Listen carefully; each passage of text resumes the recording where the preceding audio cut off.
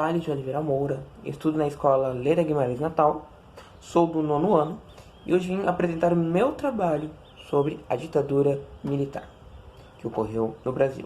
No conceito básico, vai ser um movimento opressor que não vai permitir um diálogo, que vai partir sempre para uma violência ou uma tortura. O primeiro presidente nesse contexto de ditadura militar foi o Castelo Branco.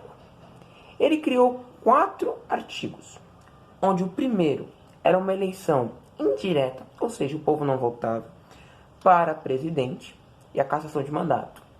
O segundo foi o bipartidarismo, onde, pelo que o nome já diz, haveriam apenas 2 partidos, que seriam o Arena e o MDB.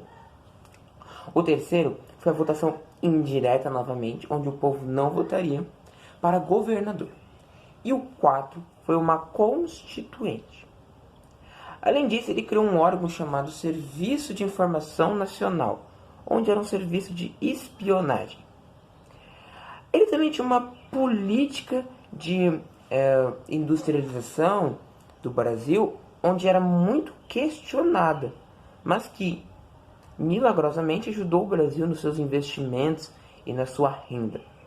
O presidente a assumir foi o Costa e Silva. Nesse mandato, houve várias manifestações e oposições sobre o seu partido e o seu governo. Por conta disso, essas manifestações ocorridas por estudantes, pessoas ali que não eram a favor daquele governo, foi criado o 5º artigo. Foi não criado, mas foi exercido, que era um artigo que proibia o direito de liberdade de expressão. Proibia também o habeas corpus, ou seja, favorecendo os militares, onde eles poderiam prender quem eles quisessem, da forma que eles quisessem, e não precisariam dar explicações para ninguém. Bom, por conta disso, houve mais e mais manifestações. Era proibido? Era, mas continuava. E agora não era apenas os estudantes, mas sim outros grupos, como jornalistas que queriam colocar a sua matéria, o seu jornal, a imprensa, de uma forma 100% íntegra, sem favorecer o lado de ninguém, e artistas como o conhecido Caetano Veloso. Após o governo de Costa e Silva, que começou a perder o controle dessa ditadura, quem exerceu o poder foi o general Médici. Vale lembrar que nesse momento, desse governo do general Médici, foi o governo que teve o pico, que teve o auge da repreensão, com torturas e prisões injustas.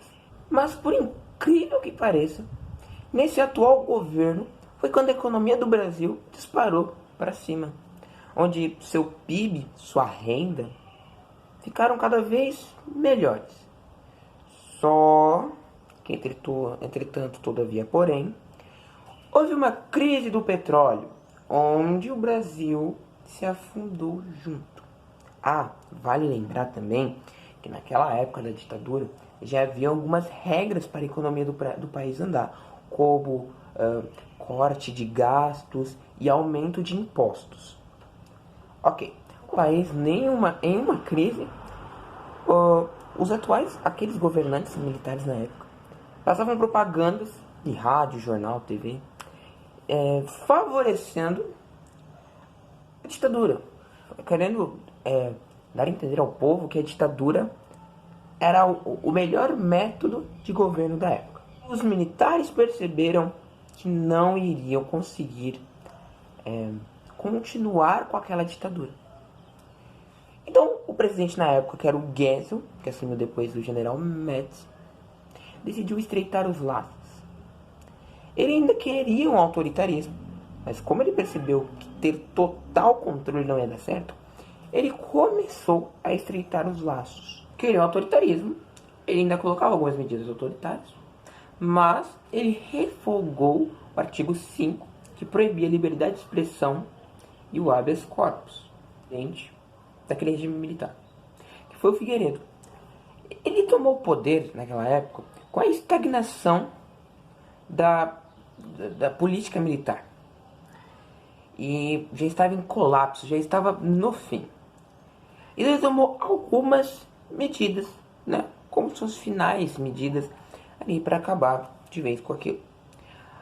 Uma muito questionada foi a de perdoar os militares pelas suas opressões, ou seja, nenhum militar que fez aquelas torturas, que fizeram aquelas opressões, foram presos. Figueiredo tomou também foi a de mudar de apenas 2 partidos para vários partidos.